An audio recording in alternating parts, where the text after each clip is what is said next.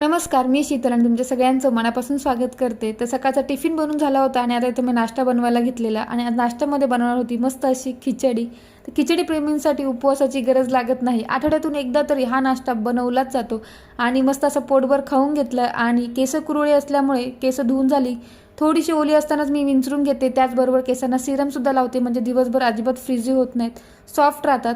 नारळाला जो कोंब बघा ना किती छान आणि मोठा झालेला आहे ना. 6 महिन्यापूर्वी ना मला माहीत झालं की आपल्या देवघरामध्ये मंगल कलश हा नक्की असावा. त्यामुळे घरात खूप छान अशी पॉझिटिव्हिटी राहत असते आणि तो नारळ आता खूप मोठा झालेला आहे. आता मला चेंज करून घ्यायचा आहे आणि आज गुरुवार होता, म्हटलं चला आजच हे करून घेऊयात. म्हणून कलश स्वच्छ धुवून घेतला, त्याच्यामध्ये पाणी भरलं, हळदी कुंकू, एक नाणं, सुपारी टाकलं आणि हा जो नारळ आहे तो स्वच्छ धुवून शेंडीवर करून ठेवला.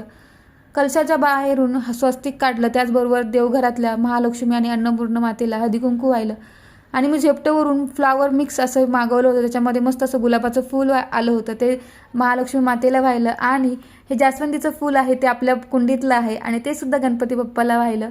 तर असं मस्त अशी माझी पूजा झालेली आहे. तुम्हाला कशी वाटली? आणि तुम्ही जर अजूनही मंगल कलश पूजला नसेल तर तुम्ही नक्की पूजा. खरंच तुम्हाला त्याचे खूप छान परिणाम अनुभवायला मिळतील. तर भेटूयात नवीन व्हिडिओमध्ये. तोपर्यंत बाय, धन्यवाद.